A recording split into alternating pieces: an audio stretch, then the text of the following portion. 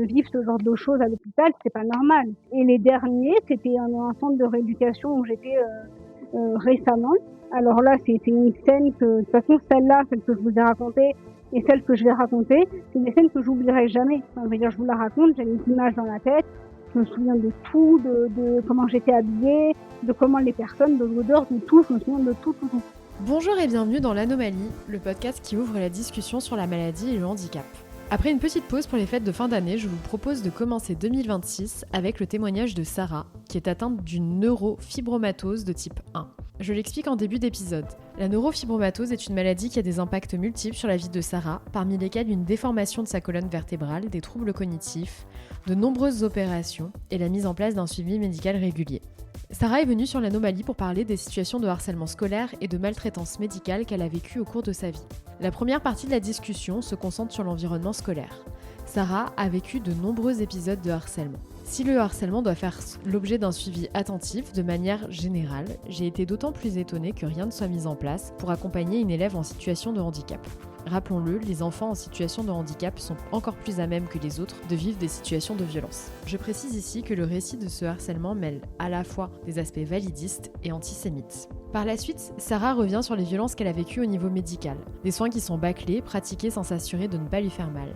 Des soignants qui ne la respectent pas et ses besoins élémentaires qui ne sont pas respectés. Sarah décrit un monde médical compliqué où les soignants n'ont pas le temps de faire correctement leur travail et où les violences, là aussi, ne font pas l'objet d'un suivi. Pour finir cette introduction, je précise que je me suis sentie très démunie sur cet enregistrement. Je suis d'ailleurs assez silencieuse. Les sujets de harcèlement et de violence sont difficiles à gérer de mon côté et je me suis trouvée désemparée. Ça arrive. Je vous laisse donc avec Sarah qui parle très vite car elle a beaucoup de choses à dire. Bonjour Sarah, je suis ravie de te recevoir dans ce nouvel épisode. C'est toi qui m'as contactée via Instagram pour me proposer un échange et donc on s'est appelé. Et pour être honnête, je suis sortie un peu confuse de notre appel parce que les choses que tu m'as partagées étaient très dures et que, bon, on peut jamais savoir à l'avance en fait ce que l'autre va nous dire. Mais je suis sortie avec beaucoup d'informations et je savais pas trop quoi en faire. D'accord. Alors, pour expliquer rapidement, tu es atteinte d'une neurofibromatose de type 1, tu vas l'expliquer beaucoup mieux que moi, mais très rapidement. Il s'agit d'une maladie génétique qui a des incidences sur ta vie quotidienne. Donc, il y a notamment ton dos qui s'arrondit. Tu as des neurofibromes, donc c'est des tumeurs qui peuvent être bénignes ou non. Et tu as plein de conséquences du type troubles cognitifs, des taches sur ta peau également. Et donc, la conséquence de tout ça, c'est que tu dois faire l'objet d'un suivi médical permanent. Et le point qui, moi, m'a marqué et qui m'a mise un peu en difficulté, c'est le gros de notre appel. Ça a été l'évocation de sujets liés à du harcèlement que tu as vécu. Donc du harcèlement quand tu étais petite par d'autres personnes. Donc parfois le personnel enseignant qui n'était pas gentil avec toi. Parfois d'autres élèves qui vraiment dépassaient les limites. Et aussi le personnel soignant qui n'était pas respectueux. Pour moi, c'était évident d'enregistrer, bien évidemment, puisque si on fait le silence sur des sujets de harcèlement, c'est qu'on donne raison au harceleur et il n'y a absolument pas de raison de le faire. Pour commencer, parce qu'on ne se connaît pas très bien et donc je ne peux pas non plus te présenter le mieux possible, est-ce que tu peux nous dire qui tu es ? Alors, je m'appelle Sarah, j'ai 30 ans. Je suis auxiliaire de puériculture et donc là récemment, enfin là je suis en arrêt maladie prolongée, mais normalement je travaille en crèche. Donc j'ai fait des stages lors de mes études, mais je suis essentiellement en crèche et j'ai ce qu'on appelle donc comme tu l'as très justement dit, la neurofibromatose de type 1, parce qu'il y en a 2, mais c'est pas tout à fait les mêmes caractéristiques, pardon. Je suis née avec une double scoliose, donc ce que la scoliose, pour ceux qui ne connaissent pas, c'est le dos qui est un peu tordu. Là, une kyphose, donc le dos qui devient rond, des taches de naissance couleur café au lait, un peu mat, un peu partout sur le corps. J'ai eu un arrêt de croissance très tôt. J'ai mes os qui sont très friables, ils sont comme du sucre mouillé, pour donner une image. J'ai un gliome, c'est une mini-tumeur dans l'œil gauche. Donc quand j'étais petite, je faisais souvent ce qu'on appelle des champs visuels, c'est des examens pour les yeux pour voir si la tumeur ne grossissait pas de trop, parce que c'est plus à l'enfance qu'on peut devenir aveugle d'un œil. Ça peut arriver à l'âge adulte, mais on le vérifie surtout à l'enfance. Et ça crée ce qu'on appelle des neurofibromes. C'est des sortes de tumeurs qui peuvent devenir paralysantes, cancéreuses ou mortelles. On les enlève quand ça devient trop dangereux. et le souci, c'est que vu que j'en ai partout dans le corps, on ne peut pas tous les enlever parce qu'il y en a trop et on les enlève que quand ça devient, trop dangereux, qu'il y a des, douleurs, des grosseurs, des choses comme ça. On fait des examens et en fonction, on opère, ou pas. Alors oui, pardon, excuse-moi, la seule chose que j'ai oublié de dire, c'est que ça crée des douleurs chroniques. Donc en gros, sur l'échelle de la douleur, 0 c'est pas de douleur et 10 c'est la pire qu'on peut ressentir.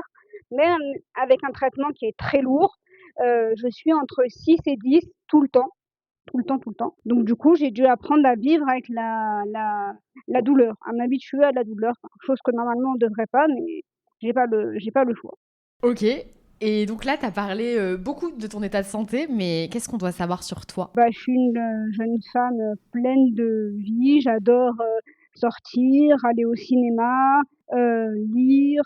J'aime bien la cuisine, le milieu de la photo vidéo, le journalisme. J'aime bien, écrire.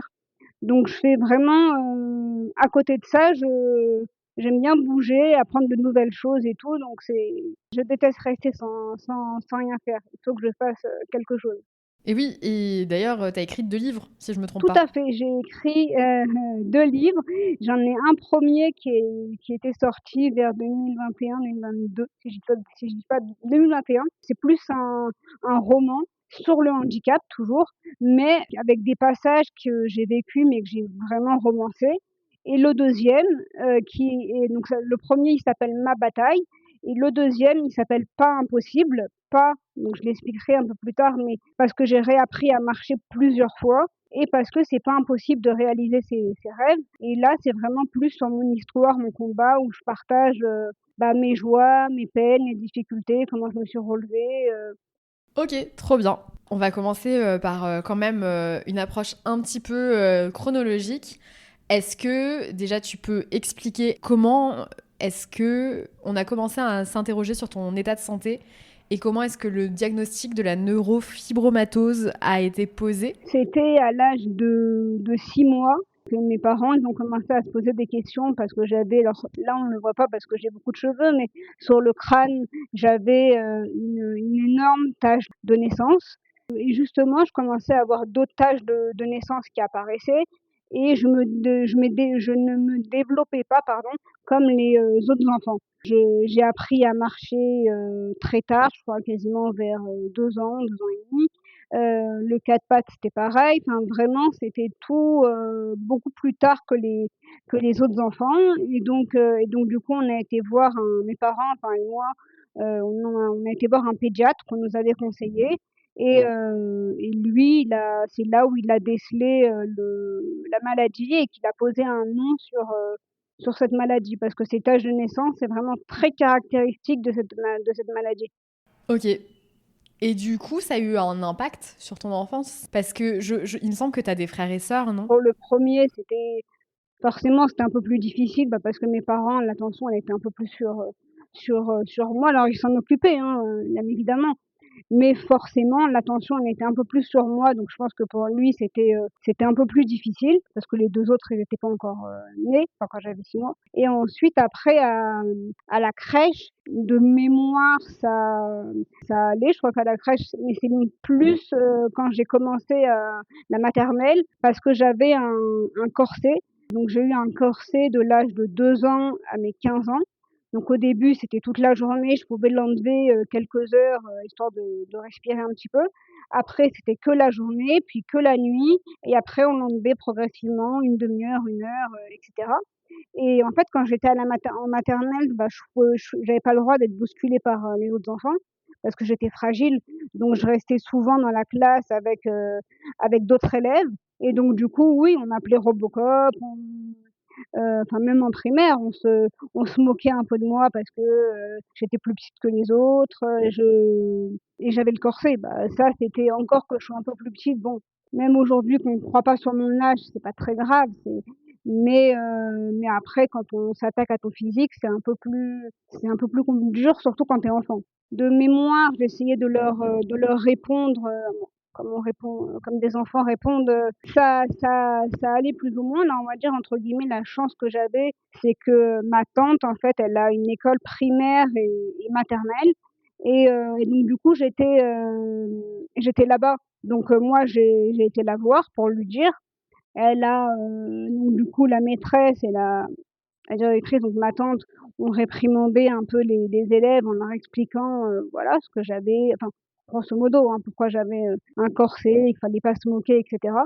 Mais ça allait, donc du coup, très tôt, j'ai dû apprendre à pas trop, alors j'ai pas le terme exact, mais prendre, on va dire, un peu sur moi, sur le regard des autres, parce que forcément, les enfants, ils te regardent avec un air, étonné, comme si que tu débarquais d'une autre planète, on te pointe du doigt.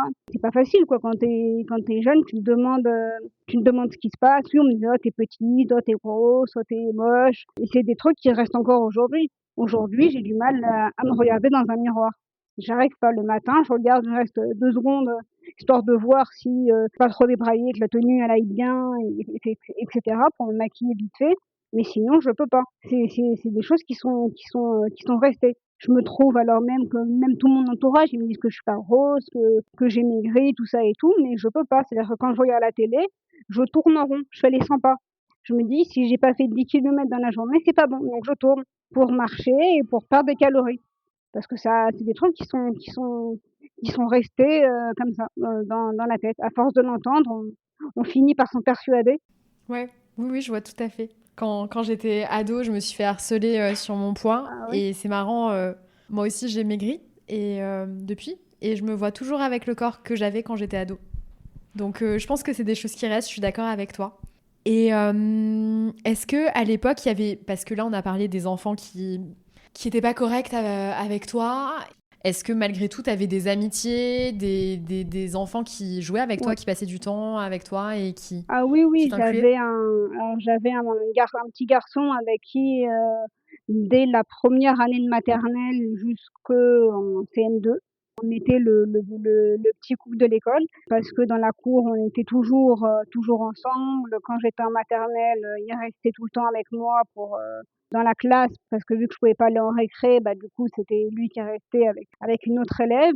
Mais après j'avais quelques-unes, en filles et en garçons, vraiment ça en tout cas ce qui m'a marquée et dont je m'en souviens, c'est lui.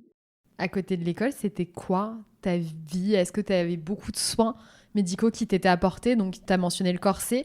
Bah, j'étais beaucoup absente, à l'école parce que j'avais, beaucoup d'hospitalisations. Des fois ça allait, c'était des hospitalisations de 2 jours donc mais des fois je devais être hospitalisée 3-4 jours donc où je dormais à l'hôpital donc du coup, bah, j'étais pas là en cours. Il y a un moment donné où je faisais de la danse comme activité, extrascolaire qui était pas avec l'école, c'était à côté de chez moi. J'en ai fait avec l'école aussi. J'étais souvent hospitalisée donc et en plus, là où les enfants, ils voyaient, que j'étais, différente, c'est que vu que j'avais des problèmes, cognitifs, donc c'est-à-dire que je suis dyslexique, dyspraxie, la dyspraxie, c'est tout ce qui est précision, minution, coordination des mouvements, la gestion dans l'espace, tout ça, c'est un peu compliqué. Dysorthographique, donc tout ce qui est un peu le français, l'orthographe et cetera et dyscalculie, du coup les maths, la géométrie et tout et donc du coup, j'avais des maîtresses donc de CM2 CM1 et CM2 qui me faisaient des contrôles, spéciaux, qui me faisaient des contrôles, un peu plus faciles. Donc j'étais la seule, hein, à avoir ces contrôles un peu plus spéciaux et en CM2, alors c'était pas un ordinateur comme aujourd'hui, ça s'appelait un Alpha Smart et en fait, c'était vraiment il y avait un écran qui faisait quoi? Cette épaisseur, elle était quoi? Comme ça. Elle est vraiment, toute petite et il y avait juste les touches, pour écrire. On peut pas aller sur internet, vraiment, c'est vraiment juste une prise de notes, quoi. Du coup, je prenais les notes comme ça et donc du coup, tous les mercredis, donc de la maternelle au CM2, tous les mercredis, j'avais, l'orthophonie, l'ergothérapie, la psychomotricienne. Donc la psychomotricienne, c'est un peu tout ce qui est le soin, on va dire de la tête et de l'esprit et du corps, on va dire et la psychologue et ça pendant, bah, du coup, ouais, longtemps.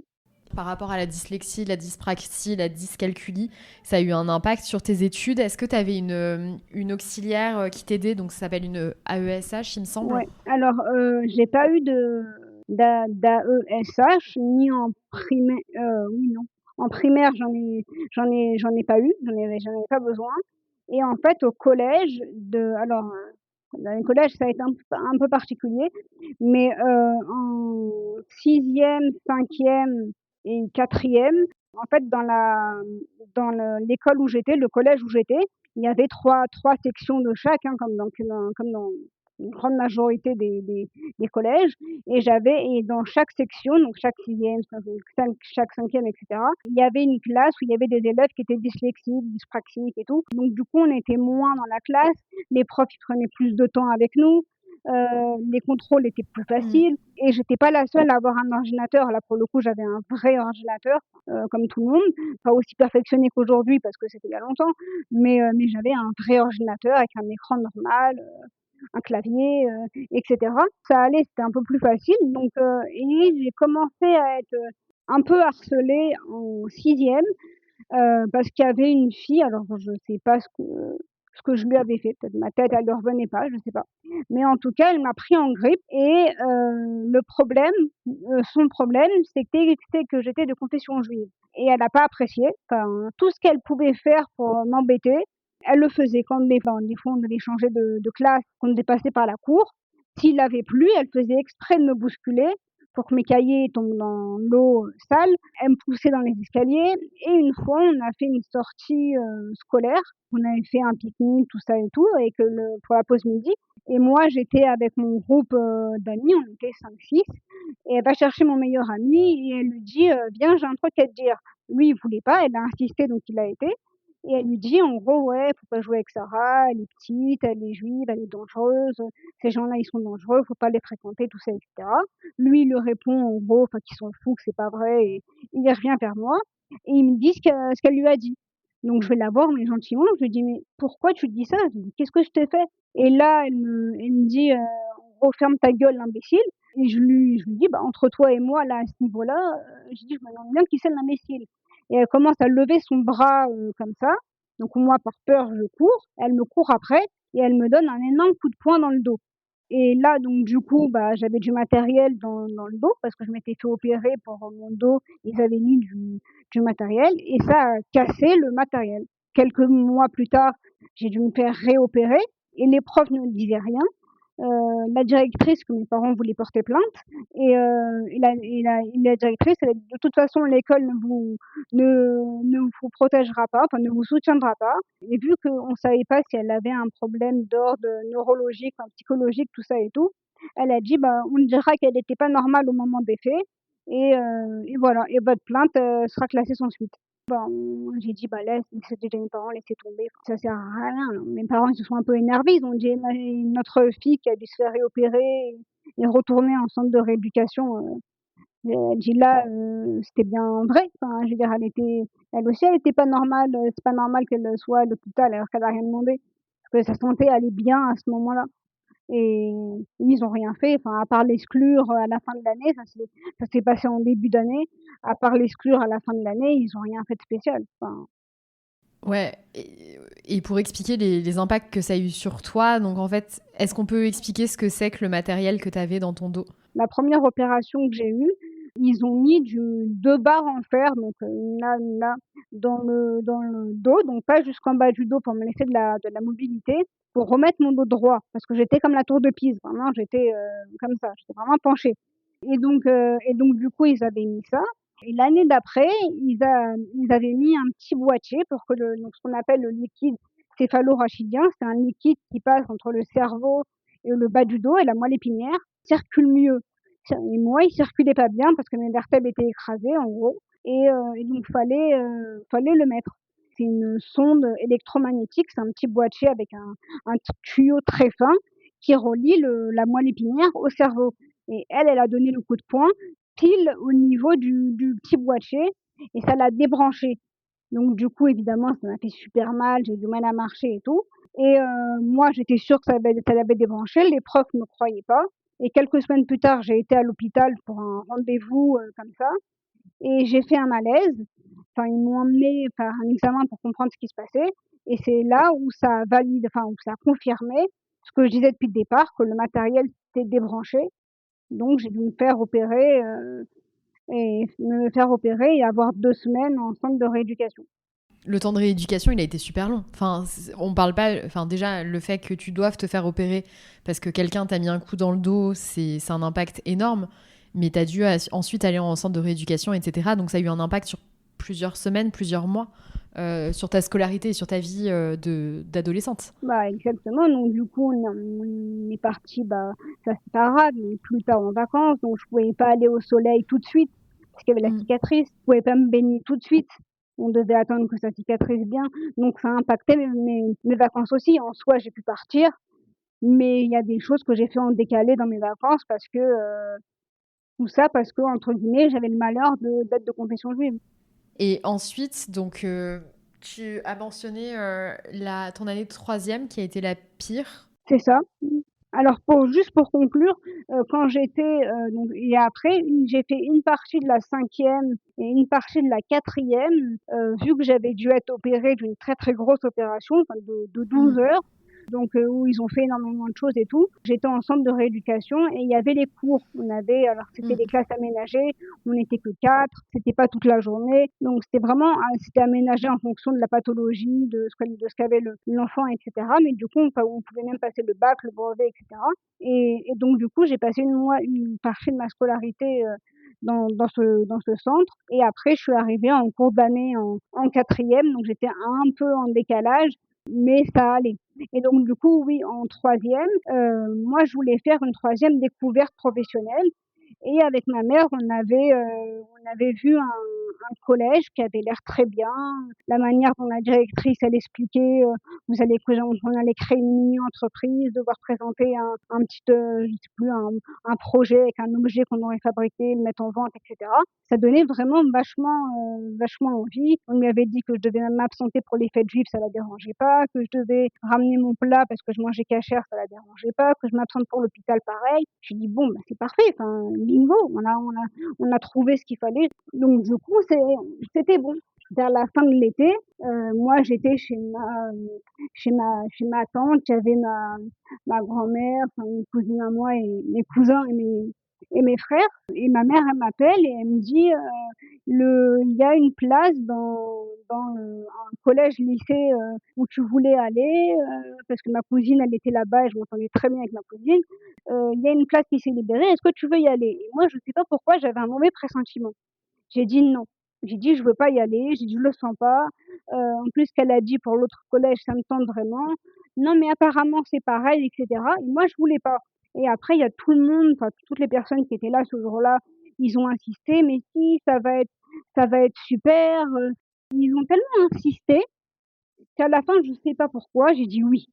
Et le 1er jour donc où je suis arrivée pour la rentrée, donc dans le collège-lycée où finalement j'ai vu quoi? 2 élèves, et dès que je suis rentrée, j'ai dit: «Je le sens pas».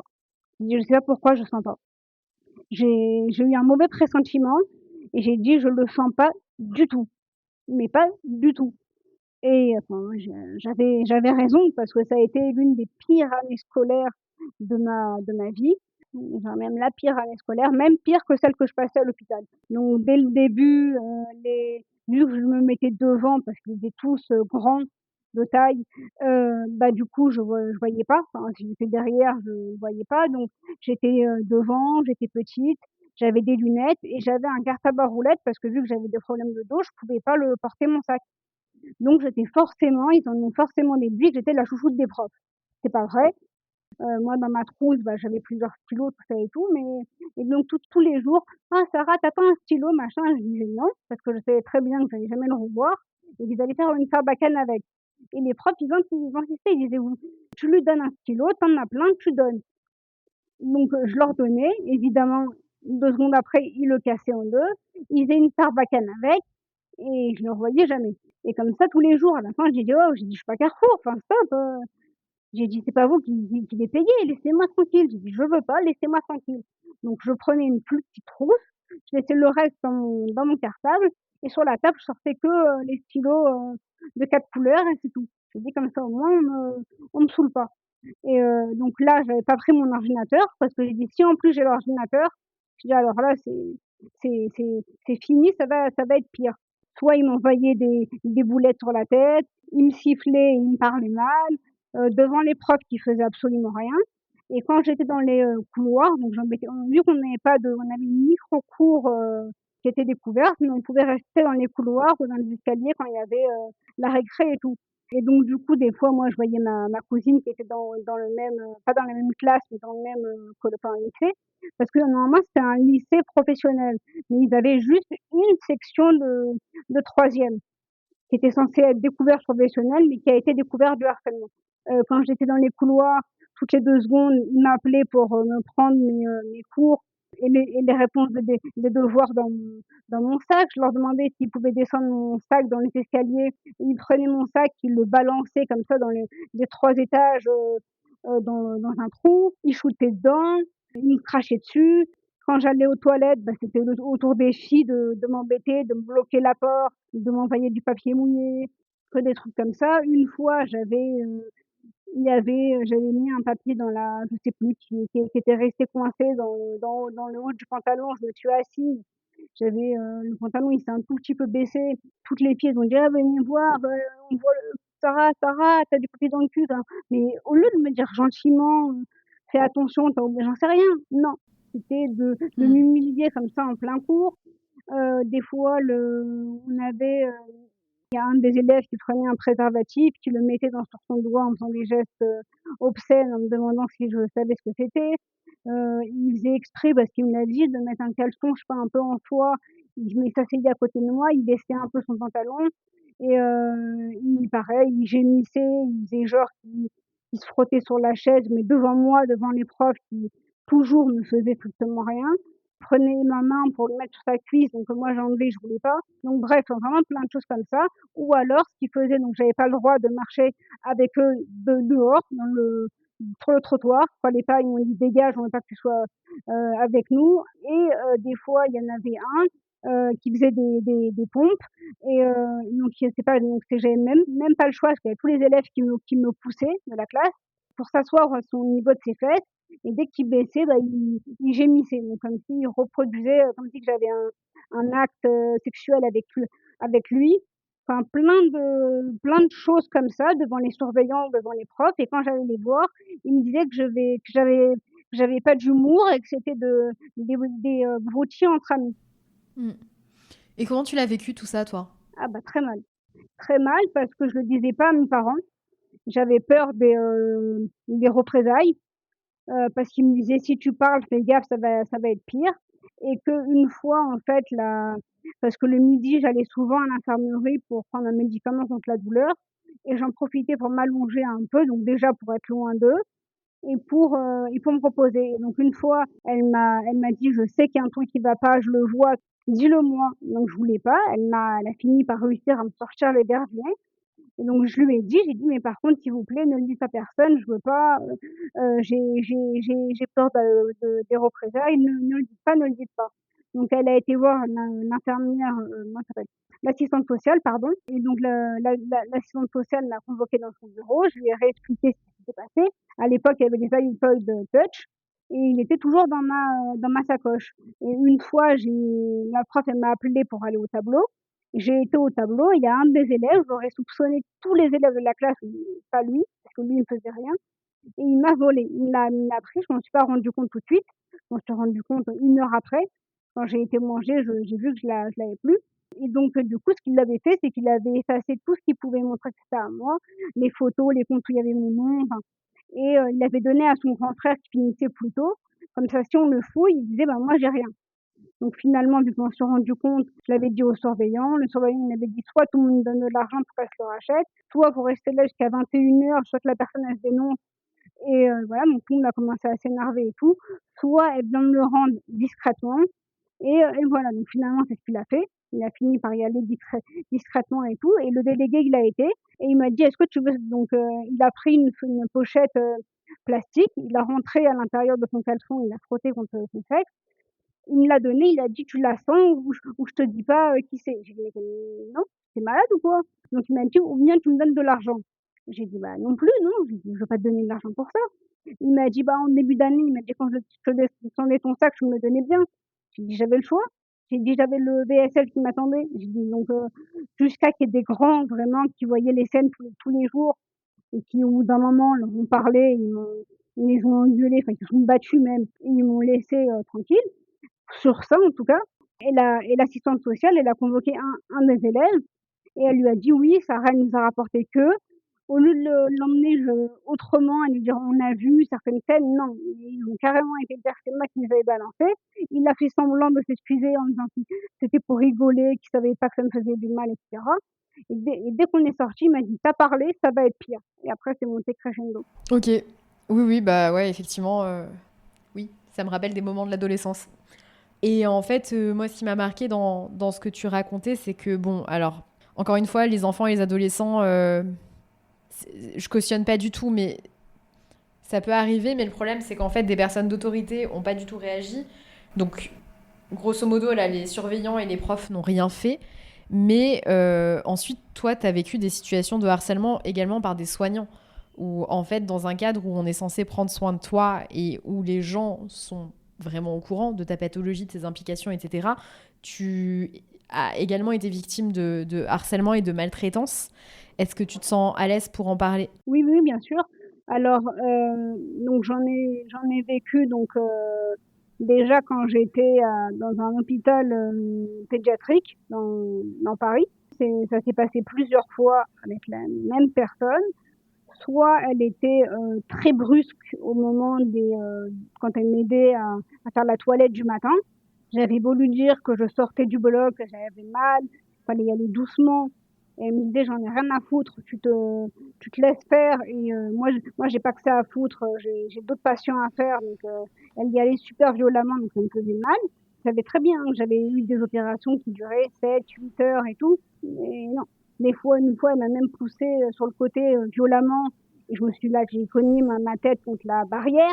J'ai eu quoi? Un micro-bleu, mais bon. Oui, t'aurais pas dû vivre ça.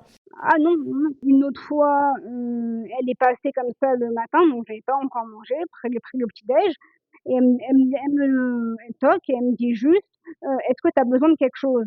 Donc moi je lui dis: «Non», et après elle repasse 10 minutes après avec, tout ce qu'il fallait pour faire la douche, enfin la toilette, et là elle commence à me crier dessus et en me disant des choses pas très agréables. «Donc il faut manger le matin». Je lui dis: «Mais personne n'est venu me donner le petit déj». Elle m'a dit: «Je suis passée, tu m'as dit que tu as besoin de rien». Et j'ai pas compris que c'était pour ça. Elle me dit: «Bah, pourtant c'était clair», mais elle me dit: «Bon, vu que tu es un peu conne, je vais t'apporter, ton», et après elle m'a dit: «Écoute, je te donne 10 minutes, tu as intérêt pour manger, rapidement, mais j'ai pas que ça à foutre de t'attendre».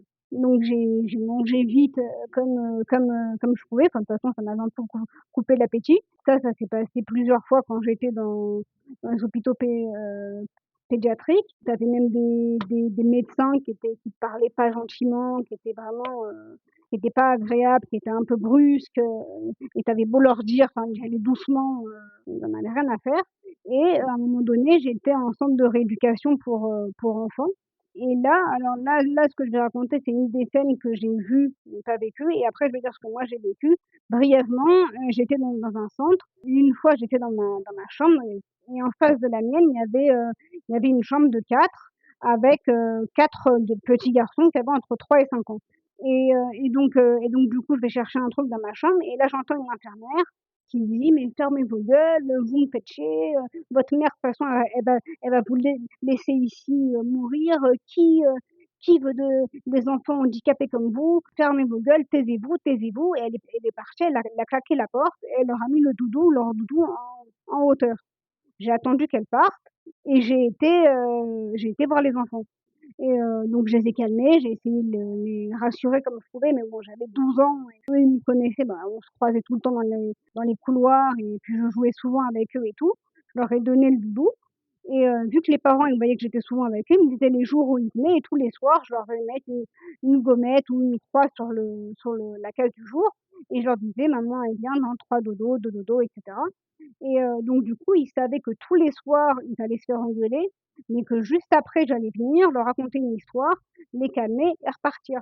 Et ça, bah, déjà, j'étais mais abasourdie quand j'entendais ça. Je me dis: «C'est pas possible, on peut pas dire ça à des enfants qui ont 3, 4 ans. C'est pas audible, on peut pas dire ça». Et je veux dire, même avec moi, quand elle faisait des soins, je veux dire au niveau des parties intimes, c'était vachement violent. Ils me disaient: «Mais j'ai pas que ça, j'ai pas que ça à foutre».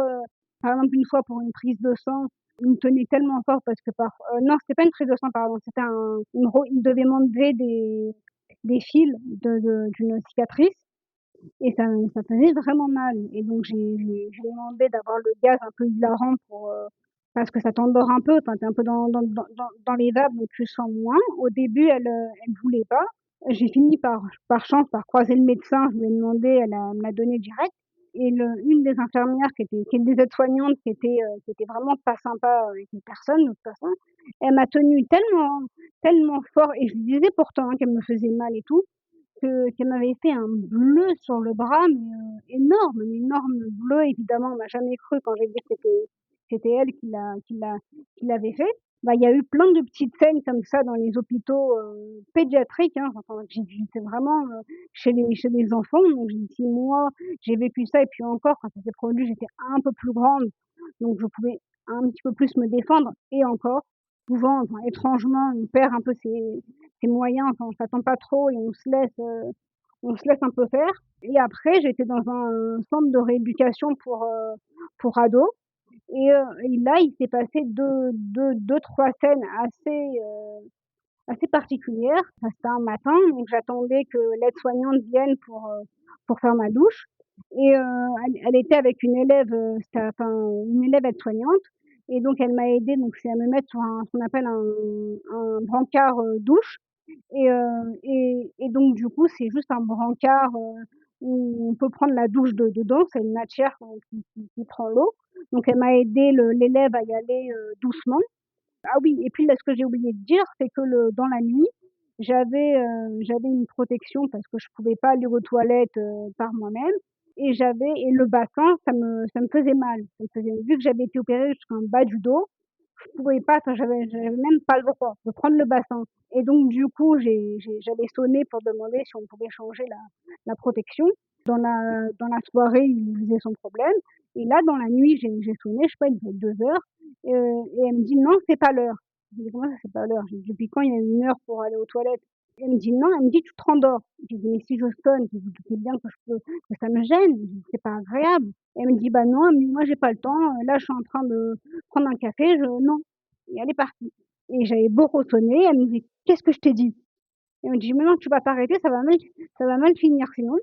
Donc j'ai plus osé sonner et le lendemain matin, bah, forcément dans la chambre ça sentait l'urine, enfin, moi aussi, bah, forcément je sentais l'urine mais bon, j'avais pas été, la protection elle n'avait pas été changée depuis 22 heures.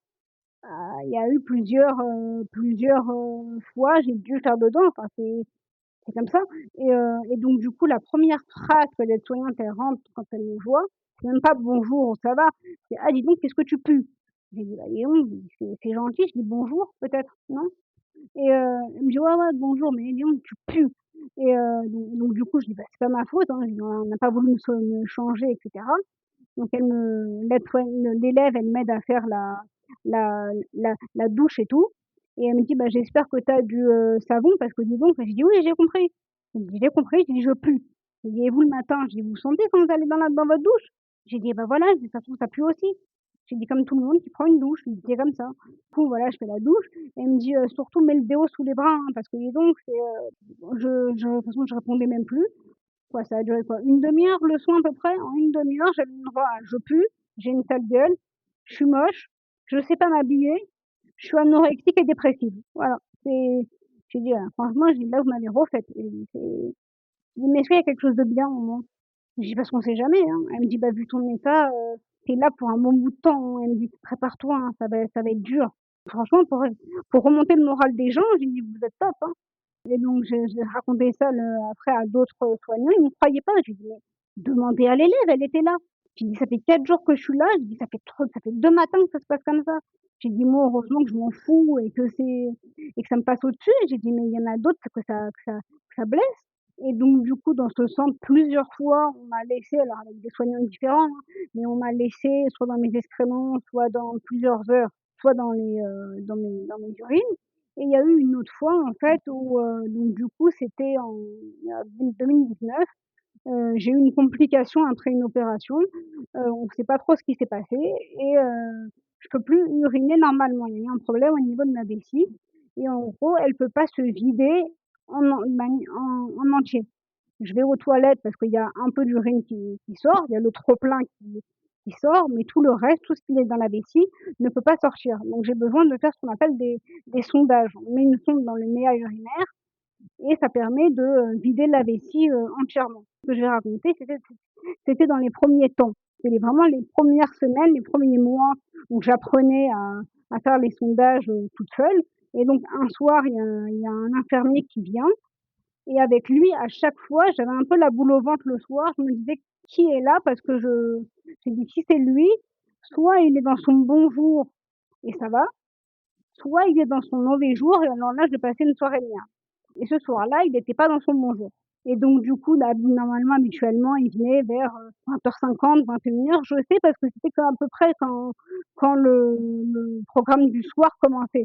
Et donc du coup, là, bah, j'arrêtais pas de sonner parce que j'avais mal et qu'il était 22:00 et que j'avais toujours, rien eu.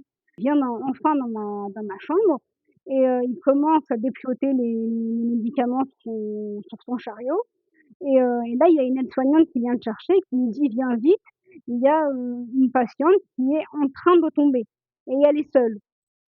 En fait, je me dis: «Mais si elle est en train de tomber et qu'elle est seule, enfin, je sais pas, faut que tu la rattrapes, mais c'est bizarre» et donc du coup, il y va, il me dit: «J'arrive dans 5 minutes».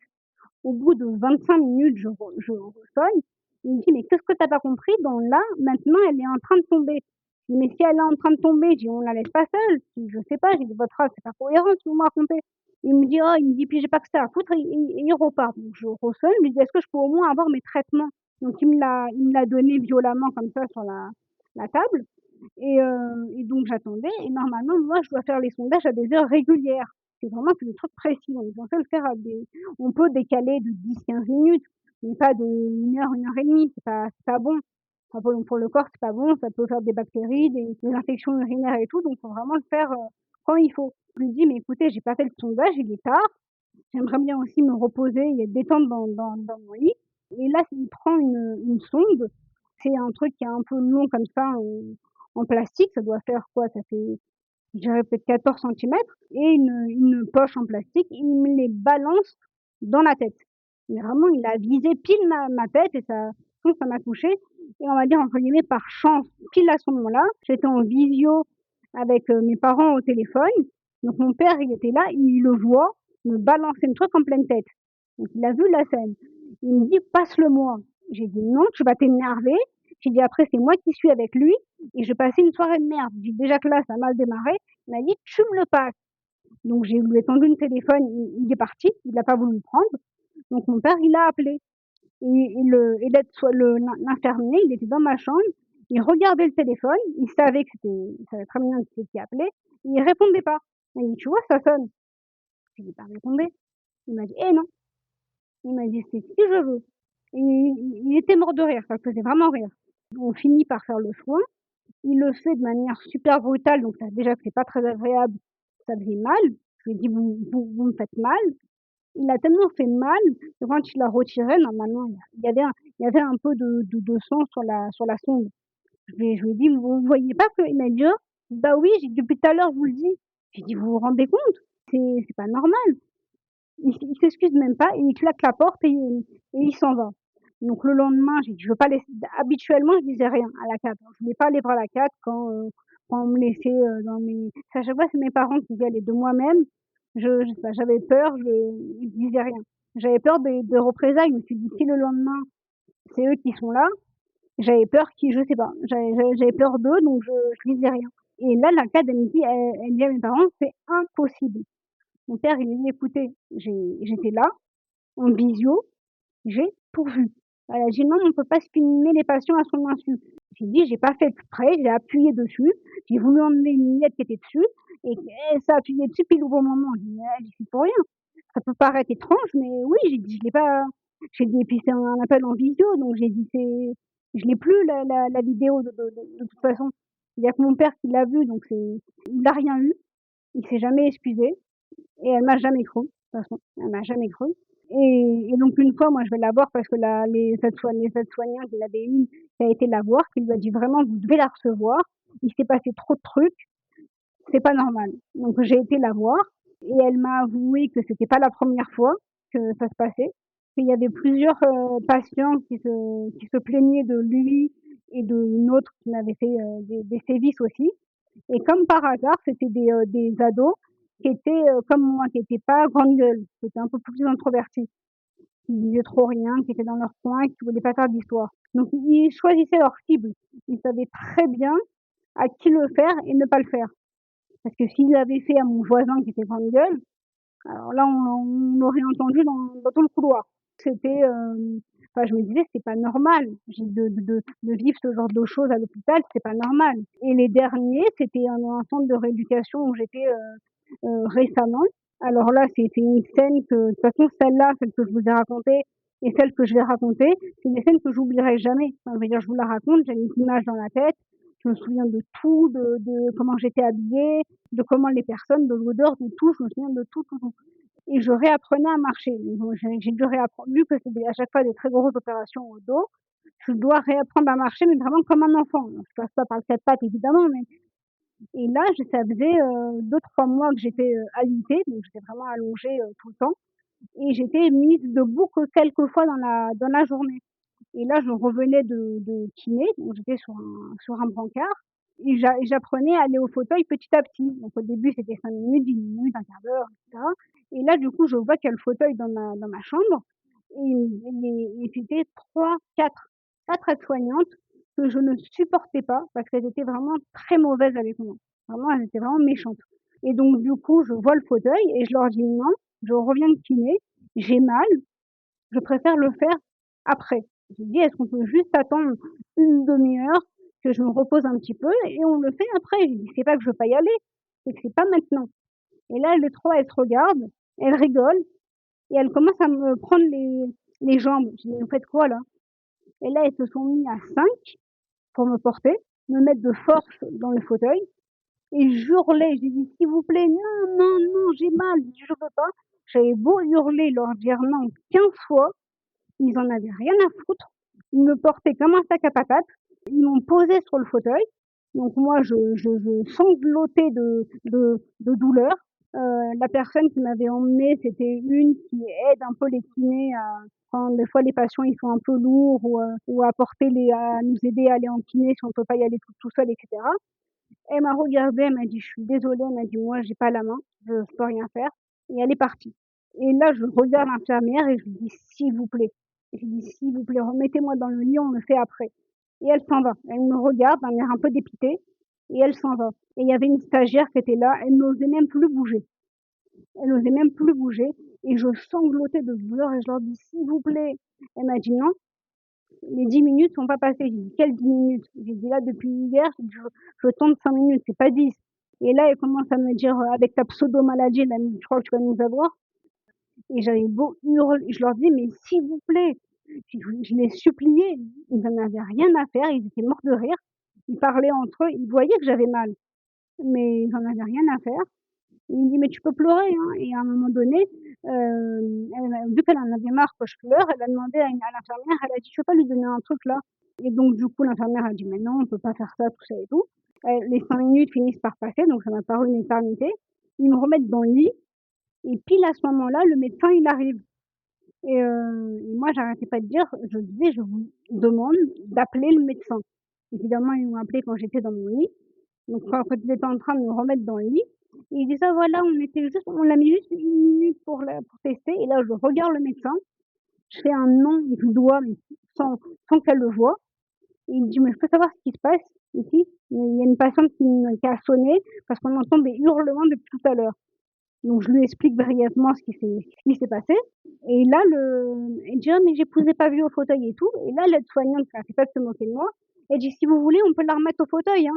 Il dit: «Vous pensez qu'elle est en état de dialyse là?» Dès que j'essayais de parler, elle voulait répondre à ma place. Il dit: «Je vous ai parlé?»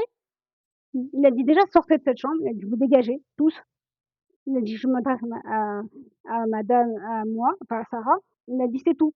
Donc je lui ai dit et tout, mais bon évidemment, comment tu veux croire, hein, c'est pareil. Donc il m'a pas réellement cru. Il m'a dit: «Bon, OK, on va voir ce qu'on peut faire» et cetera. Ça a été une des scènes que j'oublierai pas. Enfin vraiment, on m'a mis de force, il me portait, j'avais les bras, on voyait qu'il y avait eu des marques dessus et tout. Et donc du coup, tout de suite sur mon téléphone, j'ai écrit la date, les noms des personnes qui étaient là et cetera. La stagiaire, elle est venue, elle s'est excusée. Je lui ai dit: «Mais vous avez rien fait», je dis: vous êtes pour rien, enfin vous ordonnez aux ordres qu'on vous donne, enfin vous pouvez, rien faire». Et donc du coup, il y a eu d'autres scènes, mais toujours avec les mêmes, hein. C'est de toute façon, c'était souvent avec les mêmes. Et par exemple, une fois pareil, j'ai sonné parce que j'avais la protection qui était sale. Elle a ouvert la porte violemment. Elle m'a dit: «Non, j'ai la flemme» et elle est partie. Et ce qu'elle a fait, c'est qu'en fait, quand on sonne, dès qu'il y a un soignant qui rentre, ils mettent la présence pour signaler que si on les cherche de dehors, ils savent qu'il y a un soignant dans cette chambre. Et il y a la présence, le patient, il peut pas sonner. Donc elle a laissé la présence dans la chambre, comme ça moi je peux plus sonner. Et donc du coup, j'ai essayé d'envoyer un SMS à un autre patient qui était là, enfin qui était dans sa chambre pour qu'elle sonne à ma place. Mais elle était en kiné, donc elle a pas pu voir le message. Et donc du coup, ce que j'ai fait, c'est que j'ai crié. J'ai dit: «Elle va pas me mettre un scotch sur la bouche». Donc je criais: «À l'aide, s'il vous plaît», machin et tout. Il y a quelqu'un qui finit par arriver, donc je lui demande, donc du coup la personne elle a pu faire ce qu'elle avait à faire. Mais c'est arrivé, mais je sais pas, je suis restée 9 mois là-bas, c'est arrivé une vingtaine de fois, si ce n'est plus. De rester comme ça, de mettre la présence pour que je sois bloquée et que je peux plus sonner. C'est arrivé plusieurs fois. Alors heureusement, bien entendu, c'est pas tout le monde. Il y en a la plupart sont adorables, sont très gentils, sont à l'écoute et tout, mais il y a toujours une petite poignée qui sont insupportables. C'est pas insupportable, c'est des sévices. C'est de la Oui, maltraitance, oui. c'est des sévices. C'est comment est-ce que tu interprètes un tel niveau de violence? Comment est-ce que tu fais pour vivre avec? Parce que, enfin, c'est quand même des événements traumatisants. Ah oui. Comment est-ce que tu vis les choses, les perçois? Est-ce que tu as tenté des recours? C'est pas facile parce que quand on te dit, que, tu remarcheras parce que c'est des soignants, donc normalement tu es censé y croire un petit peu, tu fais des années d'expérience. Ils te disent que tu remarcheras pas, que tu vas rester des années ici, que tu es bonne à rien, que ton métier tu peux l'oublier, tout ça, enfin, je veux dire, c'est déprimant. Déjà, c'est pas très drôle d'être à l'hôpital. Après moi, je m'y suis habituée parce que j'ai passé la moitié de ma vie à l'hôpital, donc je sais que ça a été aussi très dur pour mon entourage. D'ailleurs, je fais juste une parenthèse, mais on oublie que là, la fratrie, bah, elle souffre beaucoup. Quand il y a un enfant qui est malade, on pense beaucoup à l'enfant, mais on oublie de penser à la fratrie qui, elle, souffre énormément de tout ça. Déjà, que ça leur fait de la peine de voir leur frère ou leur sœur, dans cet état-là. Et surtout, bah, parce que du coup, les parents, ils sont un peu plus centrés sur l'enfant en question. Donc et puis même eux, ils ont des doutes, des interrogations, des peurs. Donc c'est pas facile. Mais du coup, pour en revenir alors on n'a pas tenté de recours comme, là, on n'a pas porté plainte, on n'a pas été voir un avocat et cetera. Mais on a tenté plusieurs fois d'aller voir la CAD, d'en parler, de faire des mails. Ça restait toujours sans réponse. À chaque fois, c'est: «Vous avez des preuves?» Je dis: «Mais comment vous voulez que je sache que ça va se passer comme ça?» J'ai dit: «Je vais pas filmer chaque soignant qui rentre dans ma chambre. Ça devient grave si j'en viens à ce stade-là». J'ai dit: «Ça veut dire que je dois avoir peur du soignant qui rentre dans ma chambre en question?» On en venait à ça. Ça veut dire que le matin quand, j'attendais que le soignant vienne pour m'aider à faire la toilette, bah, j'avais peur. Je ne savais pas qui ça allait être.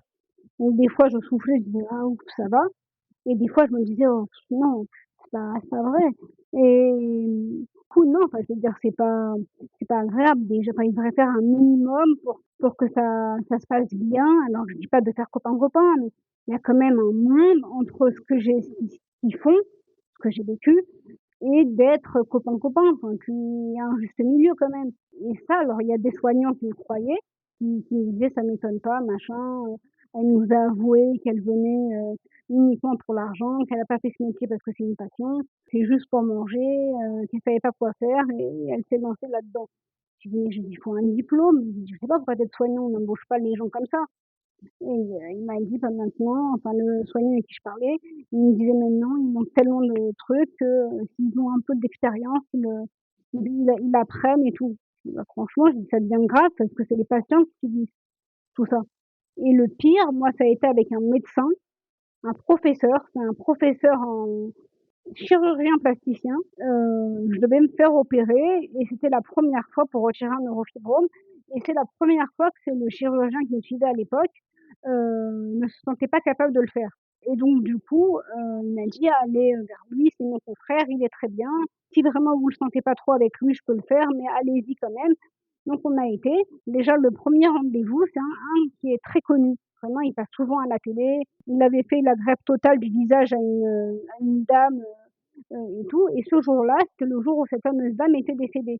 Donc du coup, vu que c'est lui qui a fait sa greffe du visage il y avait quelques années, il y avait toutes les télés qui étaient en bas pour l'interviewer et donc moi je rentre dans son bureau, on commence à parler et là il y a le téléphone qui sonne et il me dit: «Ah bah, il y a France 2 en bas», je dis: «Bah oui» et là toutes les 2 secondes, il m'a dit: «Non, non, mais après c'est pas grave» et là toutes les 2 secondes, là donc moi j'étais en petite tenue et toutes les 2 secondes la secrétaire donc laissait la porte ouverte, elle rentrait et elle disait: «Ah il y a France Inter, ah il y a un tel qui est en bas» et au bout d'un moment je lui dis: «Mais est-ce que c'est possible de fermer la porte quand vous rentrez?» Elle dit: «Oh ça va, on est à l'hôpital». Je dis: «On est à l'hôpital, donc toute la salle d'attente, tu es censée me voir toute nue?» Il m'a dit: «Ah bah là franchement vous êtes chochotte, hein». Mais il était tellement désagréable, il était immode comme une porte de prison. Je lui disais: «Mais comment ça va se passer l'opération?» Il m'a dit: «Bah bien, pourquoi vous voulez que ça se passe mal?» Bah je sais pas, je dis: «Concrètement vous allez faire quoi?» Il m'a dit: «Rouvrir, enlever, fermer». Il m'a dit: «Il y en a d'autres des questions connes comme ça» et toutes les questions qu'on posait, c'était des réponses comme ça. Donc on est sortis du rendez-vous. Mon père il nous a dit: «Alors?» J'ai dit: «Bah, on n'a rien. Je sais pas s'il y a de la rééducation derrière, je sais pas si je peux poser le pied tout de suite après, ni la durée de l'opération». On a repris un deuxième rendez-vous, pareil, jusqu'au troisième où je sais pas quelle mouche l'a piqué, il était sympa, c'est là où il nous a tout expliqué et donc vient le jour de l'opération machin, il m'opère et quelques jours après l'opération, donc déjà il nous avait dit: «Il y aura un drain et le drain, s'il y a que moi qui l'enlève, si vous dites que les internes l'enlèvent, vous dites: "Non, c'est que moi, c'est un ordre machin"». J'ai dit: «OK» et donc du coup, je me fais opérer et le lendemain, le surlendemain, je demandais: «Mais comment s'est passée l'opération? Est-ce qu'il a» parce qu'on savait pas s'il pouvait enlever toute la tumeur ou pas. J'ai dit: «Est-ce que vous savez s'il a pu tout enlever ou pas?» Et à toutes les personnes à qui je demandais, les soignants, les internes et les médecins de service: «Ah non, je sais pas». J'ai dit alors à la fin, j'ai dit: «Je veux reformuler. Qu'est-ce que vous savez?» «Bah, vous avez été opéré d'un neurofibrome, machin». J'ai dit: «Oui, ça je sais». J'ai dit: «Mais à part ça?» «Ah bah, je sais pas». J'ai dit: «Est-ce que je peux voir le médecin?» Et à la main j'ai dit: «Je veux voir le professeur». J'ai dit: «C'est pas normal». Il m'a dit: «Non, mais vous êtes en vie, c'est l'essentiel». J'ai dit: «Encore heureux». J'ai dit: «Mais j'ai le droit d'avoir, des infos sur mon soin, sur mon opération». J'ai dit: «C'est un droit du patient». Donc du coup, je vais voir le professeur, il rentre. Il me dit: «Alors comme ça, madame demande à me voir» et après il dit: «Attendez», il m'a dit: «Je vous ai opéré moi?» Je dis: «Bah oui».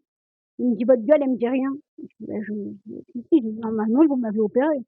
Il m'a dit: «Ah non, non», il m'a dit: «Moi je me souviens». Il m'a dit: «Toi non». Il m'a dit: «Alors j'ai alors qu'est-ce que j'ai soi-disant fait?» J'ai dit: «Vous m'avez retiré un neurofibrome plexiforme». Il m'a dit: «C'était la jambe gauche». J'ai dit: «Non, la droite». Il me fait: «Ah ouais, bon, vous êtes le neurofibrome, vous voulez quoi?» J'ai dit: «Non». Il me dit: «Comment ça non?» J'ai dit: «Mais je suis pas un neurofibrome». Il me dit: «Oui, bon, la 206». J'ai dit: «Non plus». J'ai dit: «Je suis ni un neurofibrome, ni un numéro de chambre». Il me dit: «Bon, alors la dame chiante, elle veut quoi?» Je lui dis: «Bah, elle s'est bien passée l'opération?» Il me dit: «Bah, si tu es en vie, oui». Je lui dis: «Bah, vous avez pu tout enlever?» Il me dit: «Eh ben non». Il m'a dit: «C'était compliqué, mais vous le savez, non?» Je dis: «Comment je dis: «Je pourrais le savoir, personne ne me dit rien». Il m'a dit: «Vous avez d'autres questions?» J'ai dit: «Oui». Il m'a dit: «Bah, moi, j'ai fini». Il m'a dit: «Allez, au revoir». Ah bah, je suis restée interloquée. Je savais plus quoi dire et après 2 jours après, j'arrêtais pas de sonner parce que j'avais mal à la jambe et je dis: «Il y a un problème» et donc là, à chaque fois l'interne il venait, il me dit: «Non, il y a rien, tout ça et tout» et il y avait ma mère et ma tante qui étaient là et 5 minutes après qu'ils soient sortis, l'interne, ma tante elle me dit: «C'est il y a du sang sur le drap». Elle me dit: «C'était là tout à l'heure ou?» Et là, je lève le drap, il y avait une mare de sang sur le drap et en fait, le drain était en train de partir. Donc c'est pour ça que j'avais mal. Normalement, le drain, ça on enlève vraiment d'une autre manière pour pas que ça fasse mal à ce point-là et donc je sonne. Il me dit: «Ouh là là, qu'est-ce que vous avez fait?» Je dis: «Beh, j'ai rien fait». J'ai dit: «Depuis tout à l'heure, je vous appelle», je dis: «Vous avez pas vu?» Je dis: «Je vois rien moi». Donc après ils m'expliquent, ils me mettent un pansement, ils me disent que si le pansement il tombe, je retourne au bloc pour mettre le drain, sinon c'est pas grave. Finalement j'ai pas dû retourner au bloc. J'ai dit: «Quand même, enfin c'est grave à ce point-là». Bon, ben, que des expériences, enfin beaucoup d'expériences compliquées dans ce que tu relates. Est-ce que tu veux parler d'autre chose, nous? Oui, oui, oui, alors si 2 choses. La première c'est que, je veux vraiment remercier vraiment toute ma famille, que ce soit les oncles, les tantes, les cousins, les cousines, mes parents, mes frères, mes sœurs. Ça englobe, tout le monde. Mes amis, enfin les 2 de mes amis, parce qu'il y en a pas beaucoup puisque tout le monde m'a tourné le dos, mais mais mes 2 meilleurs amis qui se reconnaîtront, parce que vraiment sans eux, je ne serais pas là. Enfin, clairement, je pense que j'aurais mis fin depuis bien longtemps. Donc vraiment, je les remercie du plus profond de mon cœur et je les aime vraiment très, très fort. Et la deuxième chose, c'est que je voulais rendre hommage en fait, j'avais un chirurgien qui m'a suivie pendant, 13 ans. Donc vraiment, c'est il m'a connue vraiment toute petite. C'est lui qui a fait de la quasi-totalité de mes opérations. Il m'a sauvé la vie plus d'une fois, vraiment beaucoup de choses. Et en fait, il est mort brutalement, enfin, il avait même pas 60 ans et il est mort d'une crise cardiaque, donc c'est un médecin humanitaire, enfin, il fait vraiment beaucoup de choses et je voulais vraiment lui rendre un hommage. C'était professeur Mazda parce que, sans lui, je serais pas là. C'est lui qui m'a sauvé la vie plus d'une fois. C'est le seul qui voyait qu'il y avait un problème. Pour le neurofibrome, j'avais vu 5 chirurgiens auparavant qui m'avaient dit: «Il y a rien, c'est dans ta tête qu'il y a rien» et lui, à peine il a mis sa main sur la cuisse, il a palpé, c'est lui qui a décelé qu'il y avait un problème. Donc vraiment, voilà, lui rendre un hommage pour que tout le monde sache, l'homme incroyable qu'il était. L'homme et le chirurgien incroyable qu'il était, parce qu'il me considérait vraiment comme sa deuxième fille. C'est-à-dire qu'il fallait pas m'embêter, à l'hôpital. Dès qu'il y avait une infirmière qui m'embêtait et que je lui disais, elle se prenait un savon et à la fin, j'étais, tranquille. L'épisode de Sarah est terminé. Je la remercie d'être venue partager son parcours sur l'anomalie avec beaucoup de naturel et d'énergie. Sarah a enchaîné l'enregistrement après une séance de kiné. Elle est arrivée tout essoufflée, je lui ai proposé qu'on retarde un peu et elle n'a rien lâché. Un grand bravo à elle. Cet épisode met en avant les impacts du harcèlement et des violences médicales sur le long terme. Sarah met en avant comment ces traumas influent aujourd'hui la perception qu'elle a d'elle-même. Les violences, quelles qu'elles soient, laissent une marque durable sur la personne qui les a vécues. Par ailleurs, les personnes en situation de handicap sont surreprésentées parmi les victimes de harcèlement et de violences. À titre d'exemple, une enquête de 2019 évalue à 35% le nombre d'élèves handicapés harcelés, contre 14% des élèves valides. Les conditions d'un suivi et d'une prise en charge des violences ne sont pas suffisantes en général, et a fortiori pour des personnes plus vulnérables comme les personnes en situation de handicap. Sur la question des violences sur les enfants, je vous recommande vivement l'écoute du podcast Qui c'est qui commande de Lolita Rivet, qui propose des pistes concrètes pour développer des environnements plus sereins à destination des enfants. Il est temps de vous laisser, voici quelques mots sur l'anomalie. L'Anomalie est un podcast autoproduit, entièrement conçu et imaginé par mes soins. Vu que c'est un projet personnel, chaque marque de soutien est la bienvenue. Vous pouvez vous abonner au podcast sur votre plateforme d'écoute préférée, me laisser un commentaire afin de me réchauffer le cœur. Cela me fait toujours plaisir de vous lire. Enfin, vous pouvez partager un épisode qui vous a marqué à vos proches afin de faire connaître le podcast. En attendant le prochain épisode qui arrive dans 15 jours, vous pouvez suivre l'Anomalie sur Instagram via le compte l'anomalie.lepodcast. Pour clôturer, je vous dirai Philakia. J'ai récemment appris que bisous bisous se disait Philakia en grec. Alors je vous dis Philakia et prenez soin de vous.